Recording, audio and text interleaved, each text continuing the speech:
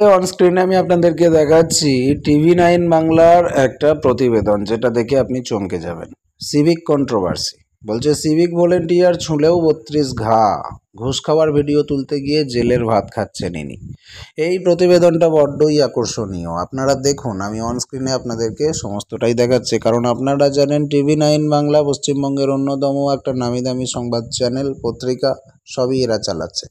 তো তারা যেটা প্রতিবেদন প্রকাশ করেছে 31শে মার্চ 2025, একেবারে টাটকা খবর, সন্ধে 6:11 প্রকাশিত হয়েছে এই প্রতিবেদন। দেখুন কি লেখা রয়েছে এখানে, পরিষ্কারভাবে দেখুন। বলছে, কয়েকদিন আগে বারাসাত জেলা পুলিশের একজন সিভিক ভলেন্টিয়ারের টাকা তোলার ভিডিও ভাইরাল হয়, যেটা নিয়ে জোর বিতর্ক বাধে।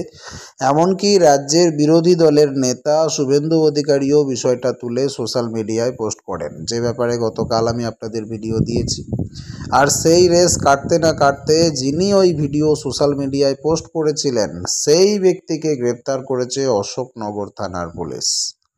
তারপরে বলছে, যদিও পুলিশ জানিয়েছে যে মিঠুন সাহা নামে ওই ব্যক্তির বিরুদ্ধে এলাকায় কিন্তু গুন্ডামির অভিযোগ গণ আবেদন জমা পড়েছিল, তার ভিত্তিতেই তাকে গ্রেপ্তার করা হয়েছে। আর ধৃতের কাছে অস্ত্র পাওয়া গেছে বলেও পুলিশ জানিয়েছে। অশোকনগরের কেশবপল্লী এলাকার বাসিন্দা মিঠুন সাহা পেশায় হচ্ছেন ব্যবসায়ী। অভিযোগ, তার দোকানের সামনেই প্রতিদিন পুলিশ গাড়ি দাঁড় করিয়ে নানা সময় টাকা নেয়। বিষয়টি দেখে প্রতিবাদী মিঠুন সেই ঘটনার মুহূর্ত মোবাইল ফোনে রেকর্ড করেন। সেই ভিডিও সোশ্যাল মিডিয়ায় পোস্ট করেন ওই ব্যবসায়ী। আগেও পুলিশের বিরুদ্ধে এমন পোস্টের জন্য তাকে সমস্যায় পড়তে হয় বলে অভিযোগ রয়েছে। এমনকি জেলা পুলিশ সুপারের কাছেও বিষয়টি নিয়ে অভিযোগ জানিয়েছিলেন মিঠুন। এবারও ওই ব্যবসায়ীকে মিথ্যে অভিযোগে গ্রেপ্তার করা হয়েছে বলে সরব হয়েছে তার পরিবার। মিঠুন সাহার স্ত্রী সুস্মিতা সাহা থানায় বিষয়টি নিয়ে জিজ্ঞাসা করতে আসলেও অসহযোগিতা করা হয় বলে অভিযোগ রয়েছে। তাকেও অশ্লীল ভাষায় কটু কথাও বলা হয় বলে পুলিশের বিরুদ্ধে সরব হয়েছেন সুস্মিতা। এমনকি স্বামীর খোঁজে মিসিং ডায়েরি করতে চাইলেও তা না নিয়ে হুমকি দেওয়া হয়েছে। এখানেই শেষ নয়, মিঠুন সাহাকে ধরে নিয়ে আসলেও তার মা এবং স্ত্রী সহ ছোট 2 সন্তানকে প্রায় মাঝরাত পর্যন্ত ঘরের বাইরে বসিয়ে রাখা হয়। বাড়ির চাবি মিঠুনের কাছে ছিল। বারবার অশোকনগর থানায় গিয়ে কাতর আবেদন জানালেও কোনোরকমভাবেই ঘরের চাবি দেওয়া হয়নি বলে অভিযোগ রয়েছে। মিঠুনের মা নার্ভের রোগী, সেই অবস্থায় দীর্ঘ সময় বাড়ির বাইরেই বসে থাকতে হয় গোটা পরিবারকে। কয়েক ঘন্টা পর বাড়ির চাবিটা দেওয়া হয়। সুস্মিতার অভিযোগ, পুলিশের বিরুদ্ধে প্রতিবাদের কারণেই এই হেনস্থা। অশোকনগর থানার এমন চরম অমানবিক এবং টাকা তোলার বিষয়টি জানিয়ে জেলা পুলিশ সুপার সহ ঊর্ধ্বতন কর্তৃপক্ষের কাছে অভিযোগ জানাবেন বলেও জানিয়ে দেন মিঠুনের স্ত্রী।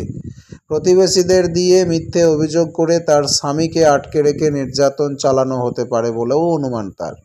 যদি মিঠুন সাহার কয়েকজন প্রতিবেশী যদিও দাবি করেন যে এলাকায় গুন্ডামি করেন মিঠুন, মহিলাদের কটূক্তি করেন, সেজন্যই তার বিরুদ্ধে পুলিশ, পৌরসভা, জেলা শাসকের কাছে গণ আবেদন জানিয়েছিলেন তারা। জানুয়ারিতে সেই আবেদন জানানো হয়। সেই আবেদনের 2 মাস পর কেন মিঠুনকে গ্রেপ্তার করা হলো তা নিয়ে উঠেছে প্রশ্ন। এই নিয়ে মিঠুনের প্রতিবেশীরা বলছেন, পুলিশ কেন 2 মাস ধরে পদক্ষেপ করলো 2 মাস পর, সেটা পুলিশই বলতে পারবে। অন্যদিকে পুলিশের তরফে জানানো হয়েছে মিঠুনের বিরুদ্ধে গণ আবেদন জমা করেছিলেন প্রতিবেশীরা, তারই প্রেক্ষিতে তাকে গ্রেপ্তার করা হয়েছে। সোশ্যাল মিডিয়ার ভিডিওর সঙ্গে এই গ্রেপ্তারির কোনো রকম সম্পর্ক নেই বলে পুলিশ দাবি করছে। সমস্ত বিষয়টি আপনি দেখলেন। এই বিষয় নিয়ে আপনার মতামত কি কমেন্ট সেকশনে জানান। পরের ভিডিওতে দেখা হচ্ছে। প্রত্যেকে ভালো থাকুন। ধন্যবাদ।